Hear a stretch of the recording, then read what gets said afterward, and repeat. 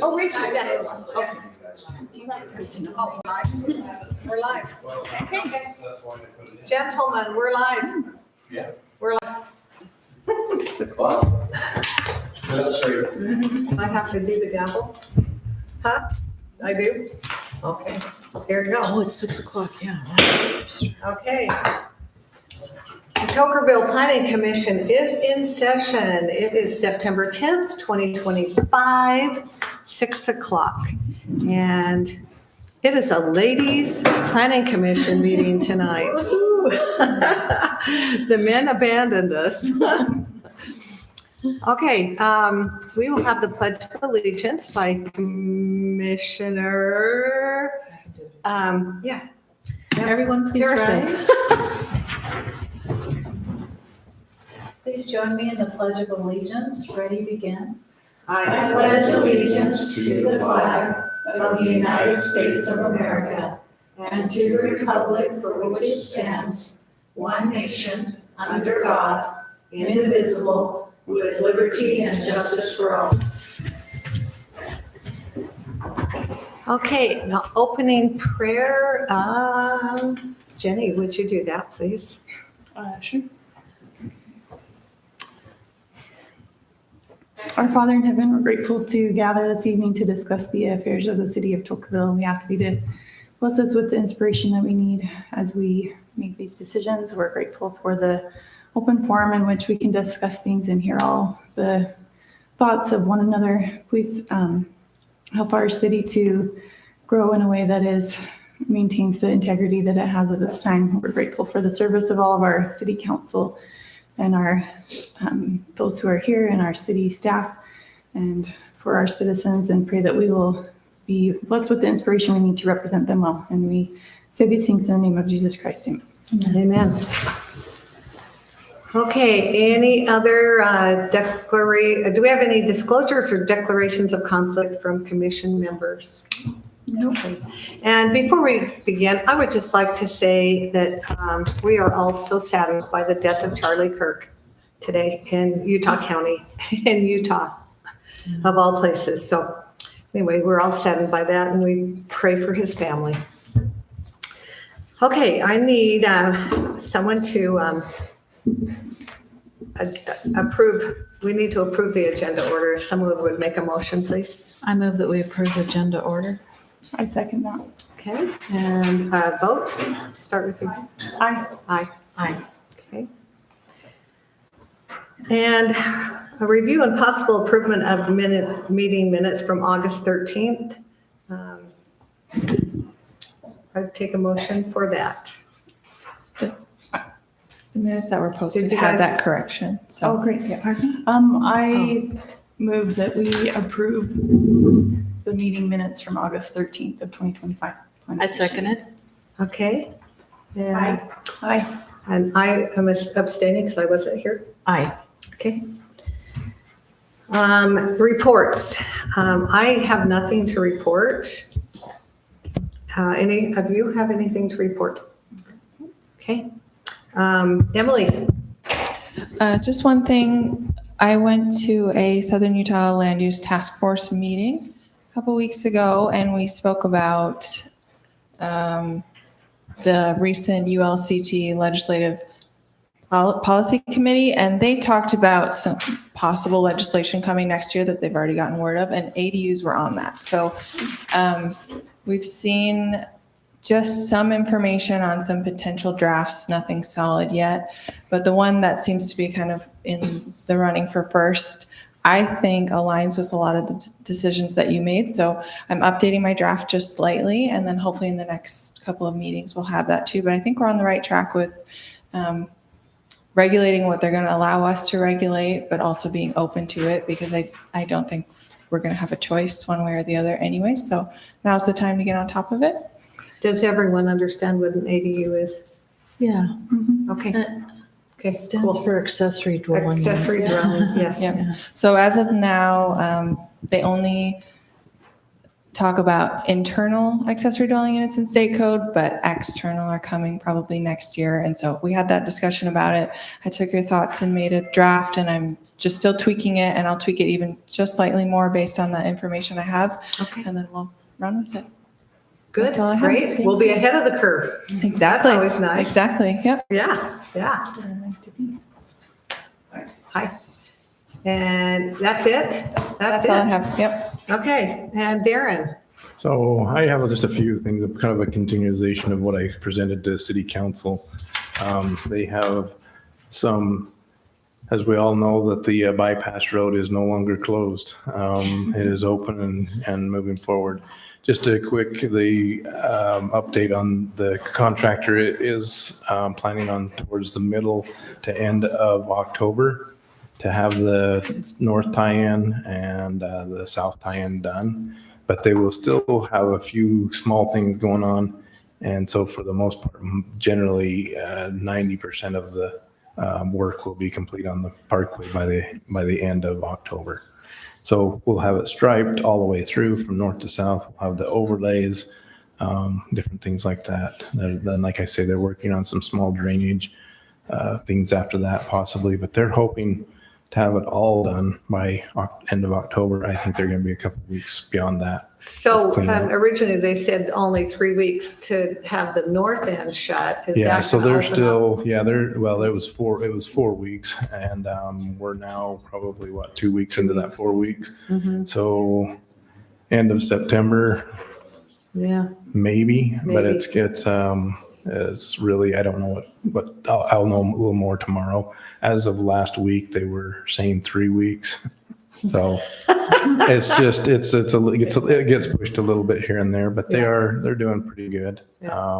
Actually JP is doing really awesome, to tell you the truth. They're dealing with a lot of unforeseen things that come up, and they're dealing with it, and Part of it. yeah, and that always So- happens. it does. It Yeah, does. yeah. So the next Mm-hmm. slide is basically just right before we opened the road. Everything seemed to be going pretty well. These photos are 3 weeks old, so I apologize there because it was from my city council meeting last week. Yeah. The next one, I believe, is Firelight. So you can kind of see the pond up there in the distance towards the top of the screen. That's the irrigation pond. You can see where they're at. They've actually probably got another 3 homes with actual roofs on them Yeah. there that you can see. One of them is framed in that picture. We continue to get additional, I think we have another couple or 3 building permit requests right now in our queues. So they're continuing to move. The phases 1 and 2 are going to be built out pretty quick, I'm pretty sure. So as we see that, you're going to see some preliminary plats come in for the phase 3 and a few things such as that. So Okay. moving forward on that, just their landscaping, they're getting all of that in.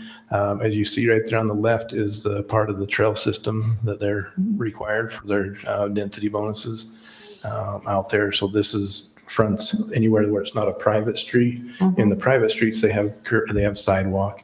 They don't have trail. So they'll have, when it gets all built, they're going to have trail systems all throughout this first planning area, number 1, which is on your agenda tonight. Yeah. So the next slide.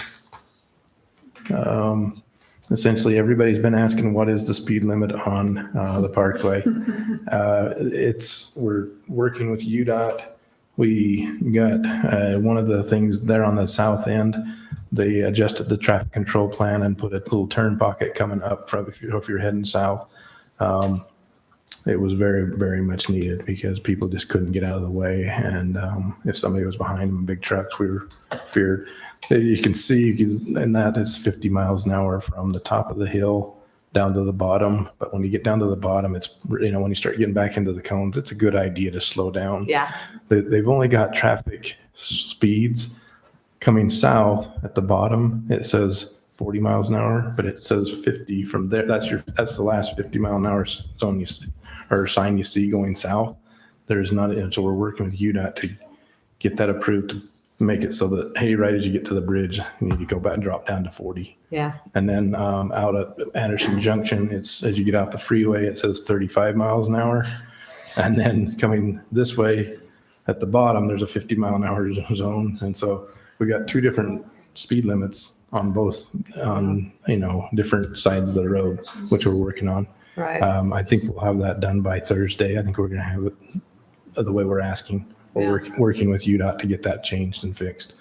The next slide is just, can you go to the next slide? Emily? Sorry. No, you're all right. So this is the reservoir. You can kind of see where they are. 3 weeks ago, there's a big pile of dirt there in the middle. At night times, they're actually working at night out there. They're putting a liner, rubber membrane down.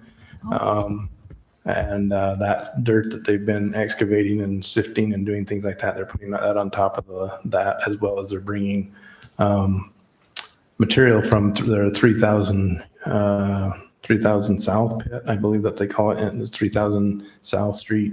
It's just below Jenny's dad's house. In Hurricane. In Hurricane, yeah. The water district owns a piece of property there which has a lot of clay in it, and so they bring all that clay. They use that to line their reservoirs. So that's where you see a lot of big trucks coming up the slope. It's really slowly, and then as they get at the top, they turn in and go down into the reservoir. Yeah. The next photo, I believe, just gives you a perspective of where our 2 million gallon tank is compared to where they are on the reservoir. So it's just right over the ridge there is where the dam is. They've actually got the dam. They probably brought that dam up roughly about 45 feet because they went down, I think it was 35 feet into the keyway or 40 feet into the keyway. So you can kind of see, and they're starting to get, and you can see where they've got the disturbed dirt on their side of the hill there. That's where the dam is going to be at its top. Right. So it's again at that right there at the dam. If you were to scuba dive right there, I believe the depth is about 50 to 60 feet. So, So you wouldn't need to stop for a decompression stop. well, depends on who you are. I would, especially if I can't equalize within 20 feet. Yeah. So anyway, so here's the actually IME. That's kind of what they're seeing there, and then off in the distance, you're seeing the Barrow pit or Barrow site, I should say, for the dam. It's the basalt rock that they're bringing off the top there of that. But the IME is right there on the frontage road, the Anderson Junction Road, and they're moving along fairly consistent. The next slide, I believe, is Boulder Ridge. Nope, it's the actual site on top. Sorry. But that's just kind of a closer view of what you can see what they're doing up there. Once they get all done with everything up there, they will they'll flatten things off and make it more natural to what it was. Other than that, and then they'll reseed it with native grasses and such. So What are they pulling off of there right now? basalt. So see all the black rock? They're getting a lot of that for the actual dam. Okay. So that. Yeah, they mix that with the different soil components and makes a more solid dam as it goes up. So next one, there's my Boulder Ridge one. Yeah. You can kind of see, I don't know if that's real easy to see right there, but they've got their big detention pond down right before it goes underneath the freeway. They've still got there's a track hole on the left side there that's putting in the sewer line right now. So, and then they also have been putting in, there you go. Thank you. Oh, yeah. So you can see them digging that trench. That's yeah. the sewer line. Okay. And that goes in and ties into some manholes that we have there on the existing frontage road. So excited about that. Maybe zoom into the top, right there where their detention. Yeah, you can see that better if you zoom in. Yeah. So you can see that depression there. That's their area detention pond. Okay. For all of but if you remember, that has 4 5-acre lots of basically BMP zoning, which is commercial essentially, as well as a few other light industrial type of applications as well. So they're moving along. They're started to put in some of their storm drains. They do have a couple of pads there to the bottom left of the screen that they need to still build. So they're working feverishly. If you ever, don't go out there it's a active site, but there's a lot of big boulders. So they'll have plenty of boulders for that. So, and then this is just another shot from the other side of the freeway. As you noticed, I was able to take shots from the Pine Valley side. I can actually fly back over there. I don't get all kinds of red flag notifications because there's no fire and no fly zones on that other side. So I can go over by the Pine Valley. Anyway, next one. If I have another one. Yeah, just the IME, a little closer view so you can kind of see what they're doing there. They've actually, I think they've got I was out there yesterday, and they do have the pad for the building poured now. So they got a concrete floor. Good. And they've got a bunch of lumber sitting there. I think they're getting pretty ready to start going vertical with the walls. So the next slide is, maybe I don't have another slide. That's it. So really, that's kind of my report to you guys as far as what's going on on the engineering projects we have right now, moving forward. Yeah, lots going on. Yeah. And if you have any questions, I can answer them, or if you think of them during the week, please feel free to call me. Okay, great. Anyone have any questions for Darren? Okay. Okay. Thank you, Darren. Mhm. Thank Yes, you. guys. Thank you. Enjoy That's your always hard fun work. to see slides. Yeah. Yeah. Okay.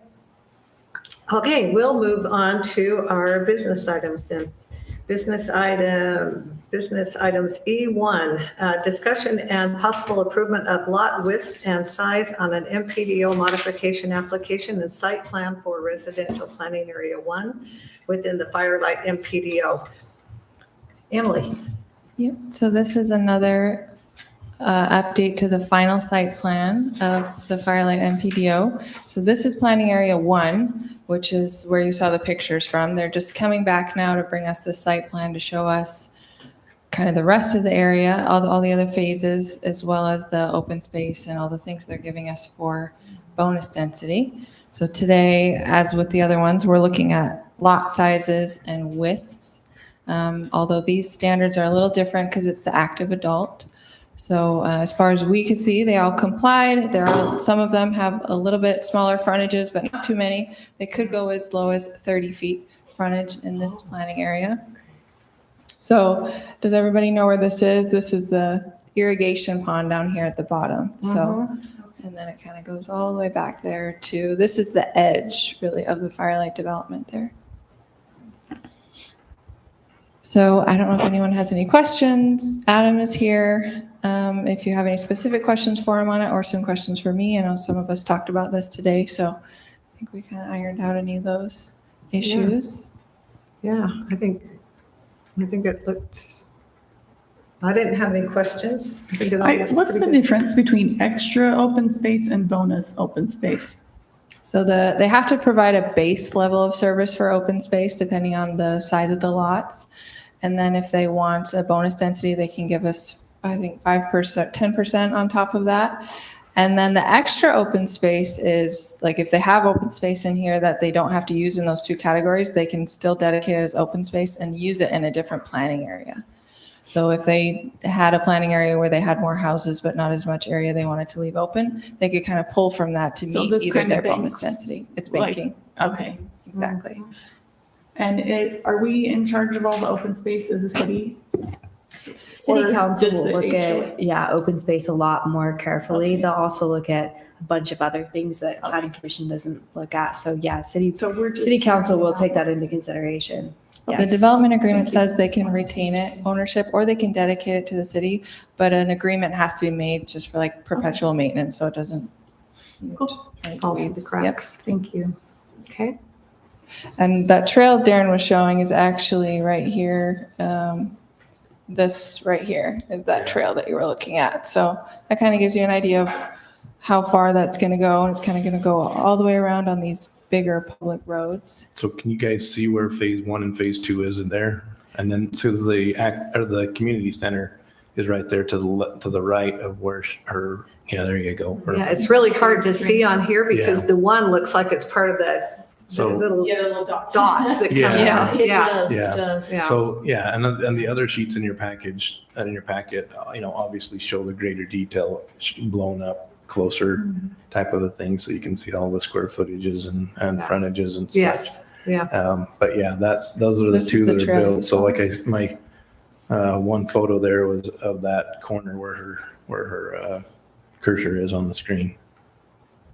So looking off to the southwest. So the red lines are trails? Correct. That's Okay. Firelights, Yes. right? That's developer trail. And then the black one is UDOT, correct? Down at the black bottom one. there, yeah, these are, Yeah. this is the trail Yeah. that'll go along the parkway eventually. Yeah. Right. Okay. Yeah. Question, is the trail along the parkway going to go the entire length of it then? The UDOT trail? Eventually, as it gets built out and the other lanes get built out, they'll come in at that point in time. So yes, and as frontages get right against the actual parkway, they'll be required, but it'll be a kind of a piecemeal. It's going to be there, and then you're not going to have anything, and then you're going to have something, not anything for a bit. So, and like I say, as the other two lanes get built, that's going to be more of a UDOT improvement as well. So, And the other two lanes will only get built when the amount of people, well, yeah, Need so, it so when and we cars. start getting a certain daily counts and Yeah. and the right, actual, traffic. here again, we talked about level of service. The level of service of a road can handle X amount of cars per day, and there's a lot of, they go out and do traffic counts of the cars at peak times, at low times, and different things like that. And then they come up and they basically say, hey, this road is really needing to be expanded. Yeah. I hope they're taking into consideration our peak seasons. Yeah, they do that too, as well. They do that. But it all averages out, to tell you the truth. Yeah. It doesn't, and so you might have this during the level of service or the peak season at the peak time of the day like in summertime, October right now. And then when you start getting, you talk to the people up at the park, they said there's no peak season anymore. It's Yeah. always just busy. Yeah, So I don't know if there is a peak season. yeah. So- All I can say is it sure has been nice to not have all the traffic on Right. Toker Boulevard. That's Other than the nice. fact that we have to go all the way that way to go that way. Right, So- so the extra 10 minutes that Yeah. you factor in. Yeah, I timed it out as 10 minutes. Yeah, actually. exactly, exactly. In a month, you'll be able to just go the normal way you always have. Yeah. Yeah. Looking Yeah. forward to that. Yeah, it'll be nice. It actually is nice. I think it's a pretty drive, the Yeah, It's a parkway. beautiful. It's a beautiful drive, especially heading south. It is. Yeah. Unless you Yeah, get and- stuck behind the Truck. loos. Yeah, there's some trucks that are going pretty slow. So Yeah, yeah. Okay. Okay. All right. Any other questions, commissioners? So on our table is approval, not recommendation of anything. You actually get to approve the lot sizes and widths, so we're doing more than recommending here. It's actually an approval by Purchase. planning commission. All right. Anyone have any? Do you know what? I have a question. I Okay. hope it doesn't sound stupid. Oh, but okay, so I was just looking at the widths of all the lots. They look great, but I've noticed on some lots, they'll have two numbers. What does that mean? Like, Could you, but they add up, like, say lot 66. It's got Can you two, tell us what's What got page your, you're on? Yeah, where are you? what page are lot you on? 66, 53 feet and then 18 feet. But it's just, 12, page 12. page 12? but it's just some lots that do, right? So I don't know what that means. I'm just curious. Probably is the all. front and the back. Front and the back? Is it Hi. side by lane? Yeah, but most of the other lots only have one on each side, right? Adam Allen, and my guys are not supposed to do that. But what happens is in AutoCAD, sometimes when they're doing the labels, it'll be like one piece of a line or one piece of a curve comes in the lot and splits. And then it'll label this line and this line instead of, they're supposed to go in there and tell you what the the frontage is. That way you guys don't have to add the two up. Got it, So it's okay. basically, curve. it's like a tangent and a curve coming together. So it's like the line is this long and then the curve is this long. So Okay, I just really it's wondered. together Yeah. for the full frontage, but I don't. sometimes I see. yeah. Okay. So it's just a little, okay, So no those problem. two added up. I was actually mentally adding it, but. Yeah, so that's what they're supposed to happen. And hard as I try, sometimes it just slips through and they do something like this. Okay, it's just two-dimensional. I think it looks great. But it still gives you the overall, if you add them together, it gives you the Yeah. Yes, frontage. yeah, So the information is there. Yeah. yeah, Uh-huh.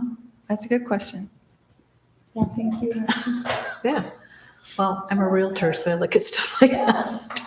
But I don't know anything about cats, so, It's quirky. yeah. Works, yeah. That's Darren, he knows.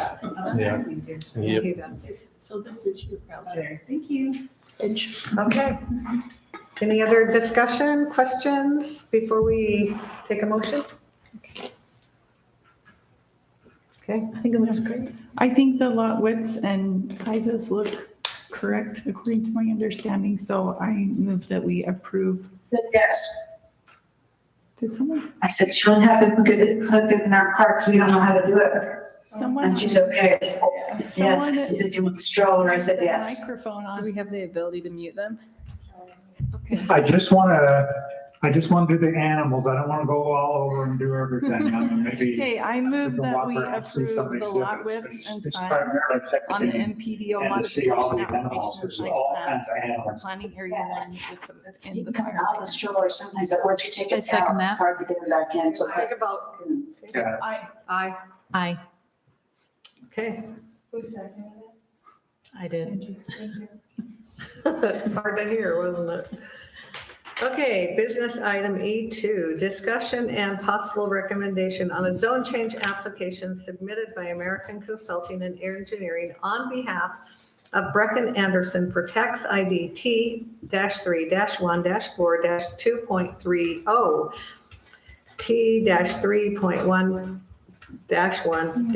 T-3.1-1-4-231, and T-3167. Current zoning is multiple use, and the proposed zoning is R120, Single Family Residential District. Emily? So this is, as some of us have talked about, a zone change out there. This is right on the edge of the planning area we were just talking about. So I have the map pulled up here. I'll leave it like this for now, just so you can kind of see the lots over here on Firelight. And then there's the edge, and then this is that 80 acres we're talking about is the square. Yeah. So I can turn on the aerial too so you can see. They are requesting residential R120, and this is slotted in the general plan for residential. So that means they can apply for any of our residential zones and it complies with the plan. This is a prerequisite that they're coming to you for base density for a potential MPDO. So they need to do that zone change to residential to establish that base density. It does give them the by right to half-acre lots if you approve it, but there is a plan to come back. Just don't consider that in your decision tonight too much because that is not a guarantee at this point. We just want to clarify that. If you have any questions, the landowners are here. If you have questions for me, let me know. I think we talked about everything else kind of today. I think Emily gave a really good summary. I just want to make clear again that these are two distinct things we're talking about here. So we do have in the back of our minds that they're going to come back for an MPDO approval. But at this point, they're just asking for a zone change to R120. So if you give them the zone change to R120, that doesn't guarantee them anything with respect to the MPDO. They have to come back separately and make Right. application and go through the MPDO approval process. So Right. two completely different processes here. So the question before you tonight is whether you'd like to recommend approval of this zone change. And it is in compliance with the existing general plan. It is consistent with the existing general plan. The existing general plan has this area designated as residential, so they can apply for any type of zone that is residential, and R120 is one of your residential zones. So help And me is- understand, so if this is a MU20 currently, correct? Correct. Right. And so that defines it as having one dwelling per 20 acres? Yes, exactly. correct? One dwelling per 20 So acres. if this is zoned as an MU20 currently, then how does it have the right to change to a residential zone? Yeah, good question. So the general plan is like a forecast of what the city wants in that area, and it's designated as residential. And what that means is that you can come in as a landowner and ask for anything that's consistent with the general plan. So it is currently forecasted to be residential. So if you want to come in as a landowner and ask for anything residential, that is consistent with the general plan. So It's our within multiple their right use task. zone is what other cities might call their open space zone. Mm-hmm. It does allow a dwelling in there, but it's not technically a residential zone. Right. Same with our agricultural, that's an agricultural zone, but you are allowed to have a home in that zone too. So changing it to residential would be different than what it is now, But not inconsistent with the general but plan. not inconsistent, correct? That's why they don't need a general plan amendment. But we first. have the right to delay that development until a later date, potentially. I'm not sure what you mean by that. You can recommend denial if that's your feelings, yep. Potentially. But once you give it to them, then as long as the development they bring forward complies with those zone standards and our hillside ordinance, like we spoke about today, sensitive lands, then they have the right to start development at any time. As far as delay, though, as you look at it on an engineering aspect, they can still build roads, they can still build things like that in an MU20 as it sits right now. Okay. You're not going to stop that. They're entitled to use it or however it's slow it. zoned currently. Yes, exactly. Yeah. So, so when you say delay, it's maybe a development, but I don't know legally. Legally, you can't, yeah. So right now they have entitlements for MU20 zone, so they can move forward with anything that's consistent with that zone. So the question tonight is whether you want to allow them to recommend changing that zone. It looks like he's ready to say something. I'm just curious to know what their plan is there, if you want to elaborate on that. Hi, Adam Allen with American Consulting and Engineering. So originally we thought that we'd bring in the MPDO, show everybody everything that we want to do because we want to, designate open space for Devil's Hole, things like that, and work through all of those things and make something that Toberville and everybody's going to be happy with, right? But a prerequisite to the NPDO, before we can do that, we have to have a base zoning of the R120. And so we have to blanket zone at R120, then come back and show you guys what we do. Even if this zone got passed, and so I wanted to talk about the general plan a little bit too. The general plan is the guiding document, right? Basically saying, hey, we want residential here, commercial there. And then the zoning is then, okay, this is the exact residential we want here. Yeah. So by asking for residential, we're actually asking to be in compliance with your general plan. Because right now we're not in compliance with your general plan. Okay. The developers and the owners have no intent to do anything that anybody's not gonna like, but we have to have a base zoning to come back and talk NPDO, because if not, we don't have any zoning to talk about, because it's an overlay zone. Right. And you are asking for the largest zone, the largest Yes. residential Right. zone. That's. Yeah. Because we That's do, true, yeah. we go down to multifamily. Yeah. Yeah. Type of residential. And they would still have to follow under hillside ordinances, and can't build houses in certain areas, things like that. So it's not like if they got this zone changed that they'd instantly go over there and run everything over and do whatever they wanted. Yeah. So, and I know that, this is a sensitive area. That's why we originally were thinking we'd bring everything together at the front, because we know it's sensitive, but this is a step we gotta take. I have another question. I just want to make sure I understand. Were you saying that it needed to be zoned that in order to protect the Devil's Hole area as well? Is that? This area is subject to your sensitive lands overlay zone as well as your hillside overlay zone. So there's going to be significant limitations regardless of how it's zoned, regardless of the MPDO, as far as building on Devil's Hole itself. That one. Yes, So- but what I'm getting at is that for us to bring forward an NPDO where we can do some different things, cluster housing around, do different things that we can do to make that work and keep a great big open space and make things work. That's the only reason why we're here for this zoning request. Right. Yeah. We originally actually submitted more things at once than this, but we had to pull them back after this happened. I have a And question. Go ahead. Go ahead. Finish. Well, I was reading through the documents today, and it did mention that you plan to, set aside the Devil's Hole area. I'm curious, will that be open to public, or is that just people who That's- live in the? We're working towards what that would look like with Toberville City, but I believe, and I don't want to completely speak for the owners, but I believe that is the intent to make it more accessible to the public. But that would have to be in the MPDO. Yeah, that has to be in the MPDO, Right. right? Okay. That's the give and take, working through the MPDO, right? Hey, look, we'll help you guys. Let's get something cool for everybody, and then we can develop Yeah. around that. My kids grew up hiking there, so I have a personal, you know, Yeah. I wondered about it. The owners and developers have no intent to come in here and, mess everything up for everybody.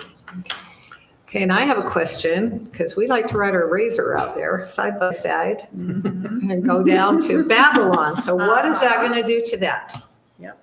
Well, one of these days, if we can get the BLM to cooperate with us and some different things, there'll be some paved roads and some stuff that happen through there, but it won't be as accessible as it is right now, but it will, currently we've talked about putting in the trailheads and different things like that to help to facilitate some of the things that are being used there. That'd be nice. We can't bring that stuff to you yet. Right.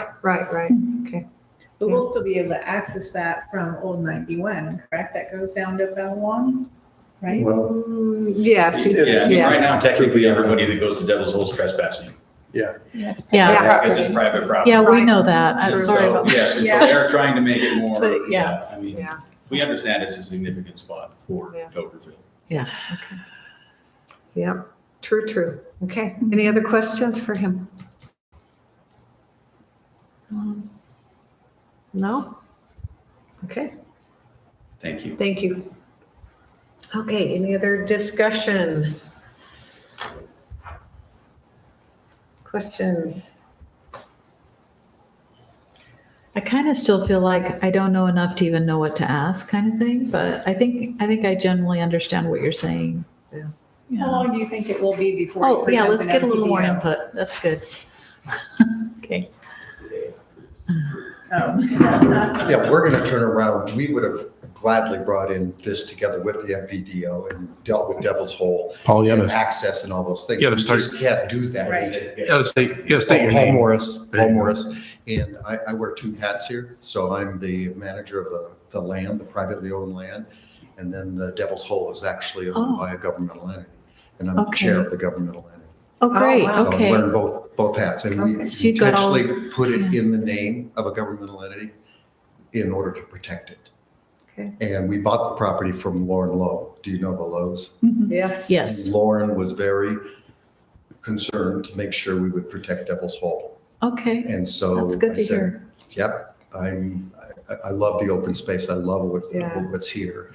And so after we acquired it, we went and this is, he and I went and walked it and went to Devil's Hole and that sort of thing. So when we acquired it, we went ahead and titled it in the name of the district. And we are prepared when we come in to either give it to Tokerville or keep it as if you want us to maintain it, or if the city wants it, we're going to negotiate that. But Okay. we have every intention, one, to keep it the way it is, no houses on top, keep it pristine.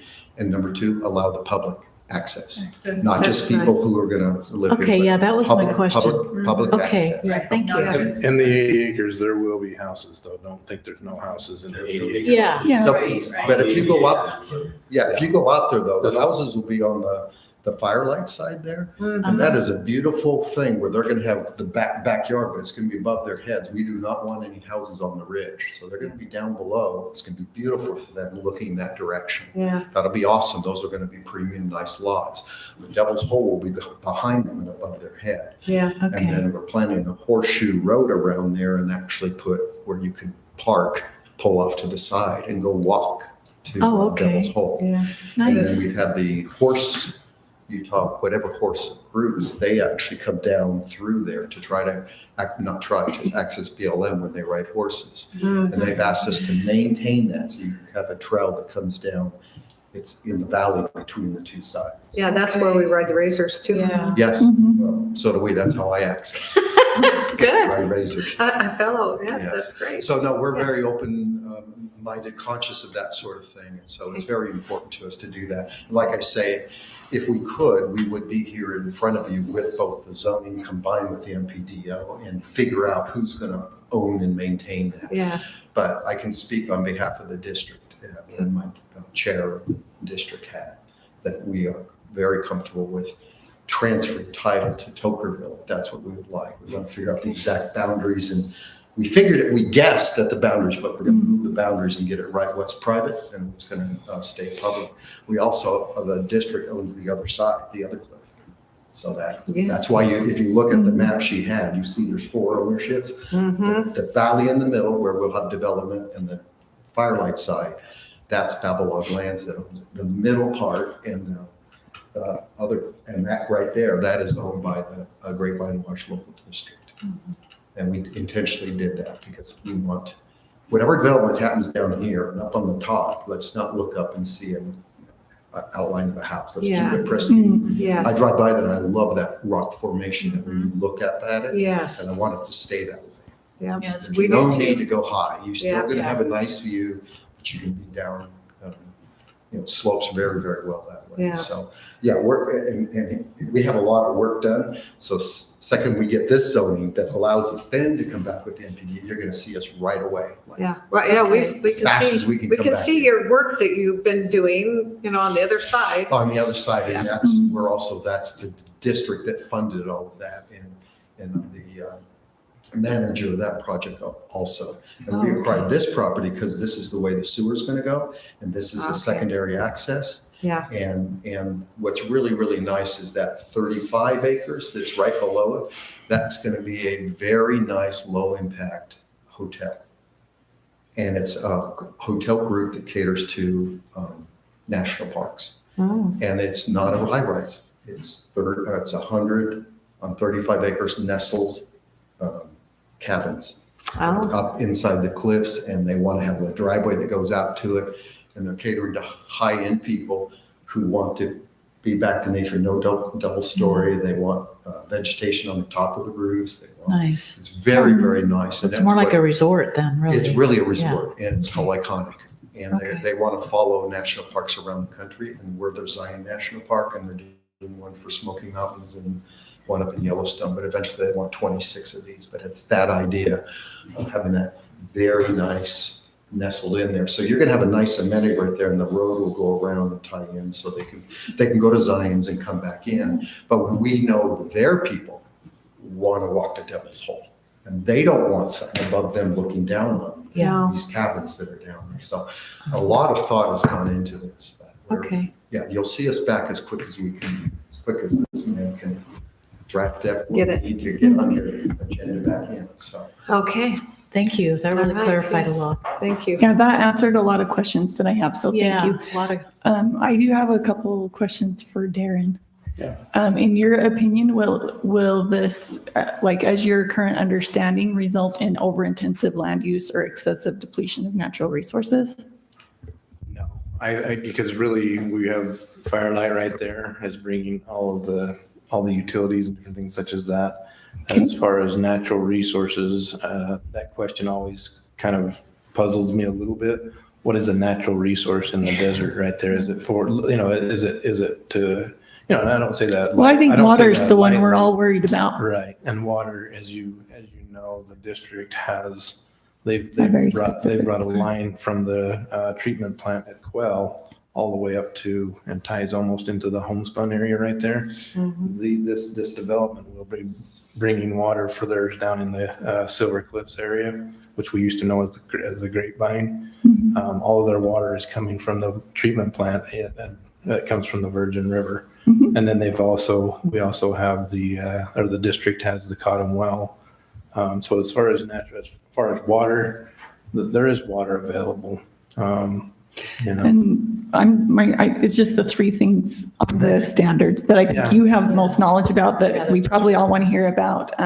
Is it materially adverse to the capital improvements program? And will it require a greater level of community facilities and services than currently available? It sounds to me like it's right in the path of where the growth is So headed. really, as you look at what Firelight is, look at that by itself is what's going to create jobs, because we're going to need additional public works people. So is it creating something that we cannot maintain? No, because we can hire people. We can continue as the city grows. We're going to have to hire additional employees to, do these types of things. Everything from maintaining parks to maintaining roads, storm drainages, things such as that. So I can't even remember exactly how many lots that we're talking about there, but it's not even a fraction of what we're having in Firelight or the Mhm. Sun River area, as well as the Lowe's. So, yeah, and they're building a water line or water tank in their Silver Cliffs that's going to be higher in elevation than our elevation of our tank that I showed you in that picture, that new 2 million gallon tank. So there's a possibility of bringing water from their development up and feeding in and through to Firelight. Possibility someday. And are your people aware of our night sky ordinance? Yes. Okay, great. Have you been out, just same thing, have you been out to Firelight Phases 1 and 2 at night? No, is it, or Go is out there there. It light is well way done? cool. It's That's way great cool. to They know. are, go out and take a look. It's like, I'll take Alex out since Yeah. he's the one. well, Who cares? I mean, I care about it if you too. go out right now, the moon is way brighter than the subdivision. Cool. So We love that that's neat. stuff. Yeah, But yeah. same. That's good. It's important down here, especially. Okay. We're moving out there, by the way, so we'll be. So you have a vested interest in this, Uh-huh. keeping our town beautiful. We bought lamps that, they go down to 30%, and then when Nice. the car comes, then they turn on for the intersection. Oh, And oh, I like that. that's what we're doing. Technology. Trying to keep Good. it That's cool. So you don't have the light unless you need it for safety. Mhm. We could use a few of those on the bypass. Yeah. It's awfully dark at Now, night. wait a minute, just a Probably contrary. stay You didn't want any light on the No, I bypass. like it dark. Yeah. I know, it is nice that it's dark, but when Yeah, you get, when there you is. cross the bridge and you're coming down there and it's like, Yeah. okay, where's the Where's the turn? road? Yeah, Yes. because right now is the big moon, and it wasn't too bad last night going Right. home. But I was like, I was out there a couple weeks ago, and I was like, wow. Yeah, 2 weeks ago, I missed the turn and I knew it was coming up, but I missed it. And at like almost 10 o'clock at night. We'll you drive know? it 10 times and then you'll just turn it automatically. I probably have now, and they got a turn lane there now, so that helps. They do. Yeah. Anyway, sorry, Okay. a little bit of a side note. Yeah. Thank you. Okay, any other questions? Those are all good questions. Do we need to have a public hearing? We do have we need to open the public hearing, yes. All right, well, I guess I should say, my questions are answered and I'm comfortable. so Okay. far. Mine are too. Okay, I was very, very hesitant. I'm feeling a little bit better. yeah, yeah. Cool. It's hard to give up. It's hard to give up any of that land out there Right. because it's just been so open for so long. So those, especially those of us that have lived here a long time, it's like, no, we don't want to give up Yeah, that it's- I land. haven't lived here very long and I love going out there. Yeah. And I don't want that taken away. But all along, it was private land, private Yes. property. Yes. And we all Yes. sort of felt like we owned it, but we didn't. Yes, that's right. Yeah. We all enjoyed it. Yes, yeah. Okay, let's open the public hearing. Public input is sought on a zone change application submitted by American Consulting and Engineering on behalf of Brecken Anderson for tax ID T314230, T314231, and T3167.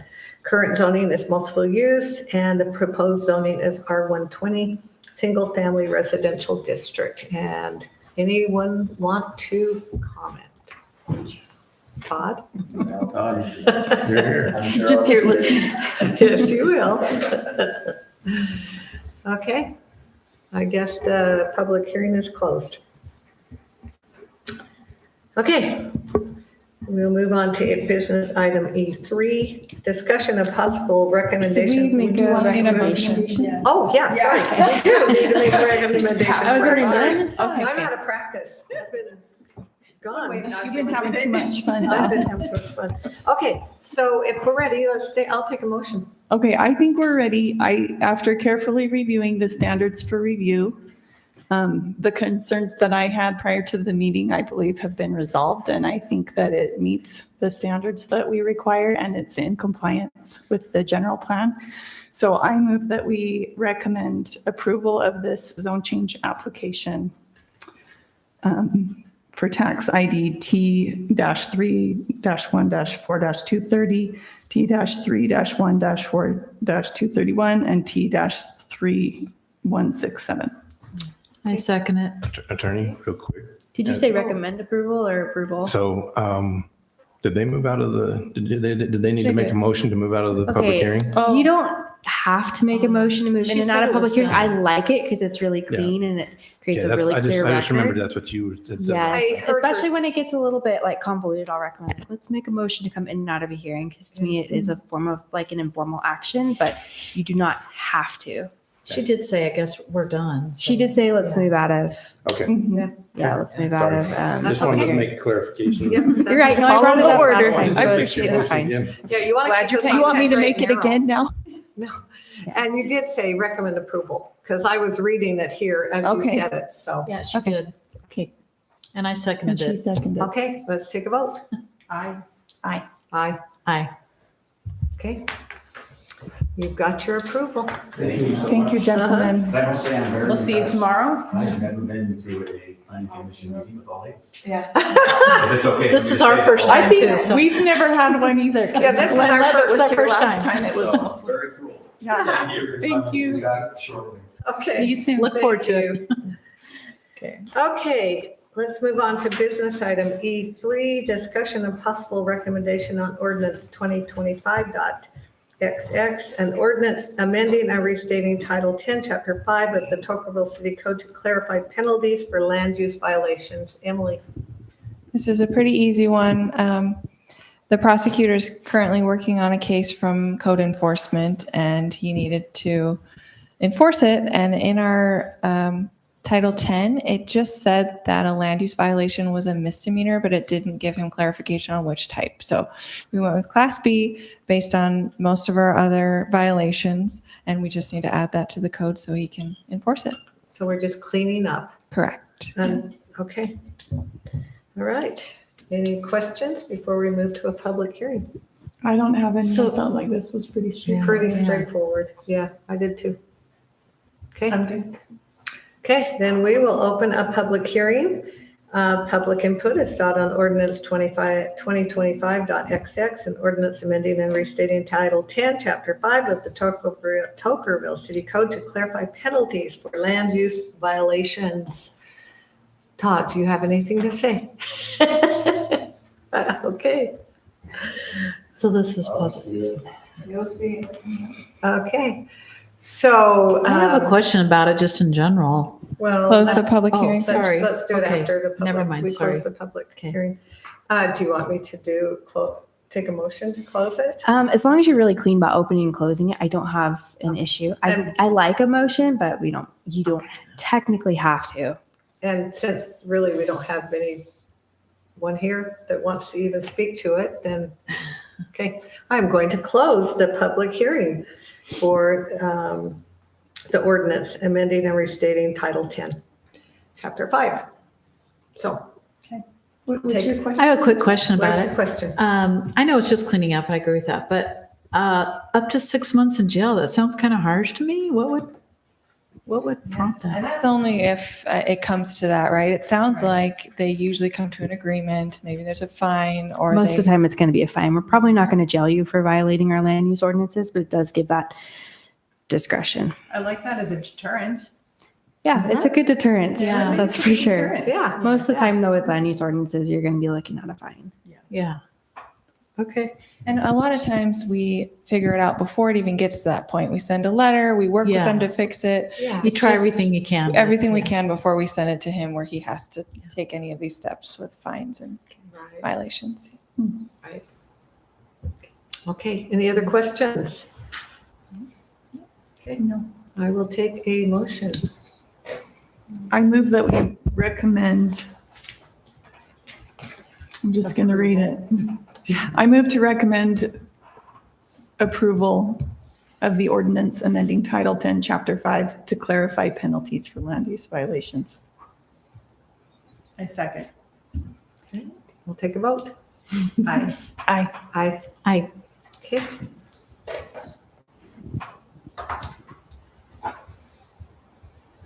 And business item E4, discussion possible approval of a sign permit application submitted by Clovis Signs on behalf of Sinclair Company. Yeah, so we have Lynn Cresswell here again. He's on Zoom. our appeal authority. So after you denied the application for Sinclair, they submitted a variance application with the original colors. There. What? I'll go out, I'll finish it when. They're on my item, but I can't hear them. Oh. We can hear you. We're trying to Can you fix it. message in? Let me Hang on, fix he's it. working on it. Bear with me one second. Yes. So the note These said, things are not immediate. I'll step out while you're doing that. Can you? Okay, can you hear us now, Lynn? Yes, I can hear you now. Okay. And so they submitted that packet to him again, and he reviewed everything, including your recommendations, and granted variances on them. He can go through his findings with you, and same as last time, we're back again for you to officially issue that permit. Okay. So, So it's up to. Lynn, you want to introduce your So findings? this, you're familiar with this, Zapp Brothers, you approved 16 signs for Zapp Brothers back in May. And interestingly, in that approval, you approved service center signs, vehicle fueling station signs. But they came back again with Sinclair's logo and Sinclair's product. So there's kind of three areas that you're looking at. They've got canopies over both the automobile fueling area, which is 14 fueling stations. And then there's 2 fueling stations for the RV canopies. So the canopies represent signage that you need to approve. The signage on both the canopies, both the RV and the automobile, were larger than the square footage than is allowed by the sign code. So that required a variance. They were able to demonstrate a need for those larger signs. So I approved the variance for those. The other part of the signage really applied to all the signs on this site is the multiple number of signs. And so what you have is not only Sinclair, but Zapp Brothers and other entities on the site that have compounded the number of signs they have. And the code says that one business can have a primary sign and a secondary sign. And in this case, you've got businesses, Sinclair, for example, is one, but Zapp Brothers also, that have more than a primary and a secondary sign. So I approved a variance to allow them to have multiple signs. The other thing that did not, in my mind, require variance is you previously approved a monument sign. This is on the intersection of 17, Highway 17, and that side road that came in. There's a monument sign there. The monument sign did not include, as was originally proposed, by YESCO, did not include a fuel or gasoline provider. So the Sinclair name plus their diesel and unleaded Dyno Care logos are on this. And I felt that wasn't an issue because we'd already approved that sign. We're just adding their name to what was previously approved. If you could go back up to the service station, Emily. So this was a challenge initially to me because I kind of looked at all of these signs associated with these fueling pumps as a combined sign. But when Emily and I talked about it, each one of these panels is a separate sign, and each one of the panels is less square footage or is a smaller square footage such that it can be recognized as an exemption. The code has several exemptions, one of which is service center signs below 8 square feet, and all of these are below 8 square feet. So I'm recommending that we go ahead and recognize these signs as an exemption within the code. Emily, what other issues do you want me to cover? I mean, there's a few tricky things. One was the coloring. Let's go back up to the, so the canopy signs started out as white and green. Emily suggested that it be changed to a neutral color in green with no white. In a back and forth between myself and the Sapp Brothers representatives, we came up with this kind of blended background, neutral background, white, green. The issue in the code has to do with how you define background, because the code says you can't have a white background. But what is a background? I ended up concluding that all of this represented not a white background, but a blending of colors, which wasn't a background. Now I guess that's nuance, I don't know.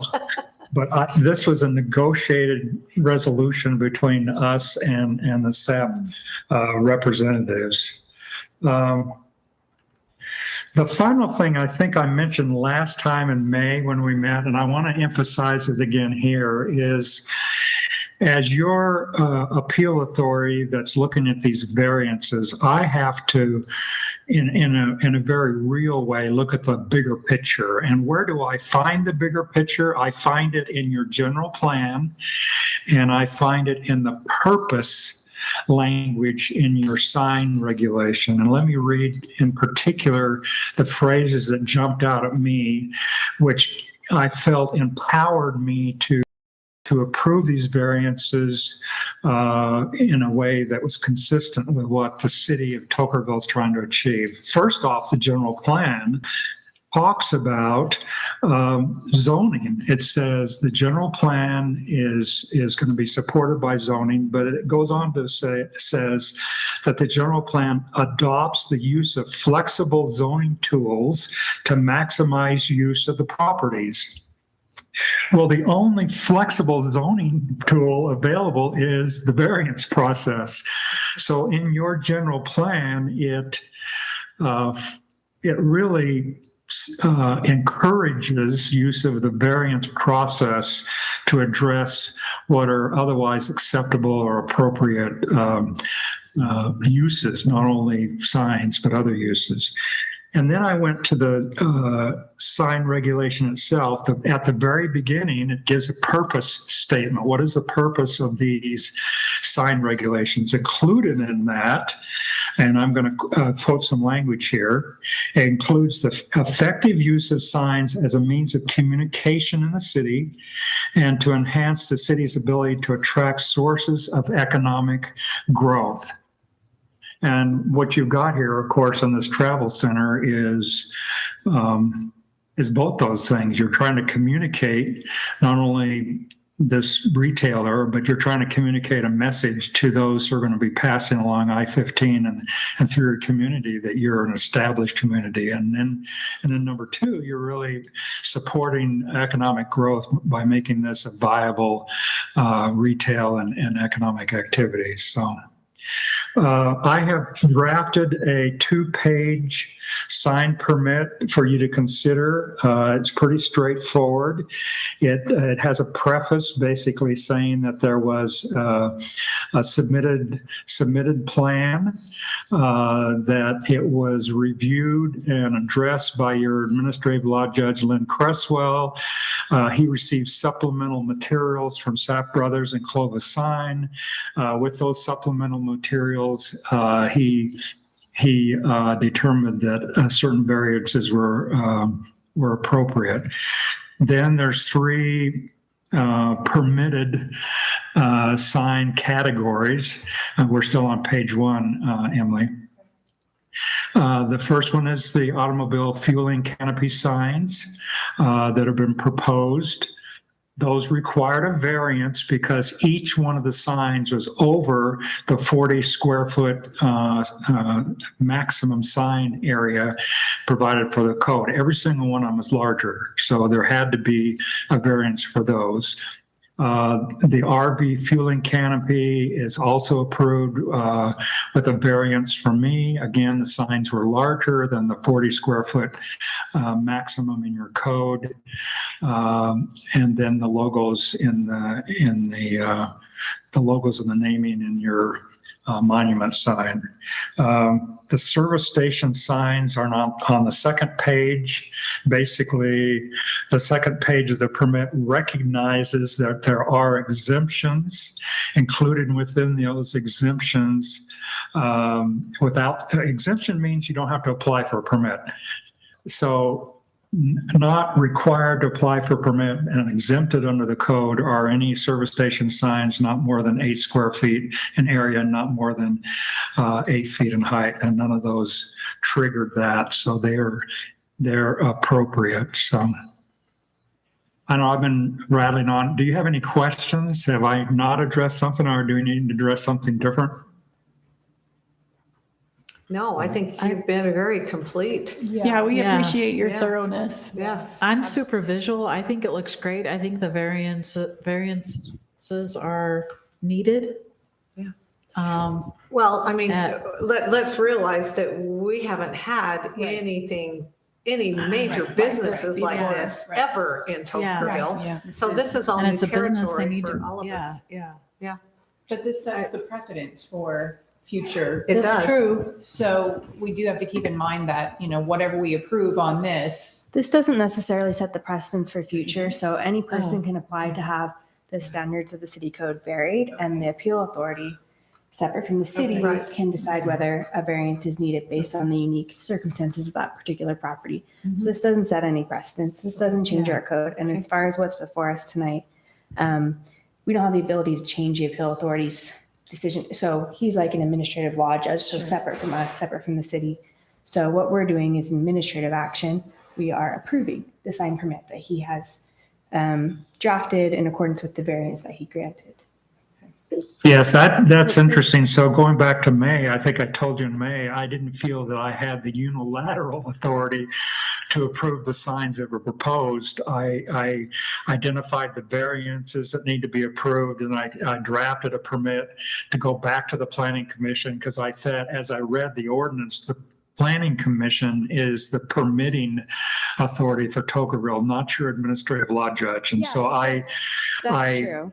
I just referred it back to you with some recommendations. There is one other footnote here, interestingly, and we're going back to the May, when Yesco proposed those 16 signs before May. I think it was in April when they proposed them. Interestingly, there was actually 20 signs that were proposed. There were 4 signs yet to be determined into the future. There were over the diesel canopy. So there's actually 3 canopies on this site. One's the automobile, one's the RV, and the other one's the diesel. Or maybe it was on the diesel service station, Emily, but it was on one of those buildings associated with the diesel side of the travel center. And Yesco said, we're going to get some vendors. They're going to want to put their signs that are supporting the diesel maintenance and support activity on the travel center. We don't know who they are, but we want placeholders. And because they couldn't tell me what they were and what the signs are going to look like, I said, no, we're not going to include those. So I really don't want to go through this again with you. But the issue is those 4 signs are still probably going to be given to Emily, and maybe because we already looked at it, maybe you can give Emily some authority just to approve them or ask for a recommendation from me, because I don't think they have to go through the variance process because of size. There may be a color issue, Emily, but those 4 vendor signs are still out there and haven't been approved for this site. Do you remember that, Emily? And maybe they misspoke when they said diesel and they meant to say the fuel, because I can't think of anywhere else on the property that we haven't approved a sign for. That we did approve some diesel canopy signs, so it could have been a miscite on their part, but we'll see. Okay. Anyway, that was my memory. I'd have to go back and pull up the Yesco signs, but I remember on one of the buildings there was panels for some basically entities that are going to be providing service. And I says, well, can you tell me they are? No, because we don't know who they are yet. We just want placeholders. And I said, no, I'm not going to approve them. So I did not approve all 20 signs. I only recommended and for your adoption, the 16 signs. So. Yep. We So can if there were work together signs that on weren't approved, then they would just need to come back and seek approval for those signs. Yeah. Yeah. So just to clarify, Lynn's right, like he can't actually issue the permit. That's you guys. But as far as like, he makes a decision as to whether there's a variance, and then it would put the city in a hard position to come back and say, we want to change these aspects of the variance, because the city doesn't really have the authority to do that. That's Right. separate duties there. Right. Okay. All right. Well, Anyone have any questions? no. I think makes a lot of sense.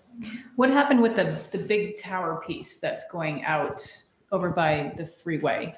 That Well, that was large. approved. That was approved That was the approved. last one in May. That was approved back in May. Right. There was quite a bit to that. Obviously, the height was a big factor. But interestingly, on the base of that tower, they had some webbing. And I recommended they remove the webbing because I didn't want nuisance activity. I didn't want people climbing up on that high tower for fun or recreation or just out of whatever. So Yesco agreed to remove the webbing from the lower portion, so you didn't have individuals who are going to be climbing up and using the tower as a sports venue, so to speak. We all know. Other than that, I think it was pretty straightforward. The only way that sign was going to be seen from I-15 if it was high. And so it was built, it was approved at a very high structure with obviously a larger signage square footage than 40 square feet. So it allowed that sign to be seen from I-15 for people going 80 miles an hour out there. So. I think Okay. the signs look great. Yeah, I do too. And I thank think- you for your work. Yeah, I think it looks great. It's funny, I've never driven around and looked at Sinclair quite so much as after this. Now every time I drive past the dino station, I'm like looking at the signs going, oh, how. And the version you saw, I actually found one on Google Earth in Santa Fe, New Mexico, Okay. that had that neutral coloring. Oh, So I that think the neutral color's pretty. Yeah. it was nice. This was the Yeah. compromise we came to because we had already set a precedent for that facility, right? Yeah. SAP was really good about bringing in neutral backgrounds, and I think they all looked nice. So on this one, we kind of found a happy medium where Lynn was happy, Sinclair Yeah. was happy, and they still kind of had their traditional branding with the green and the Yeah. white and the red. Yeah. I think it's a great compromise. Still recognizable. Yep. Yeah. I do too. Well, I move to approve the sign permit for Sinclair Company as presented based on the findings and recommendations outlined in the September 2nd, 2025 decision issued by Administrative Law Judge Lynn Crespel.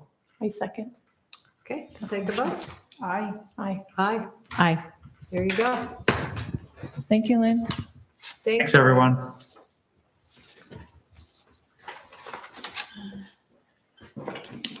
Okay, wow. I will take a motion to close the meeting. I second it. So move. Okay, so moved and seconded, and Aye. Aye. aye. Aye. Okay, cool.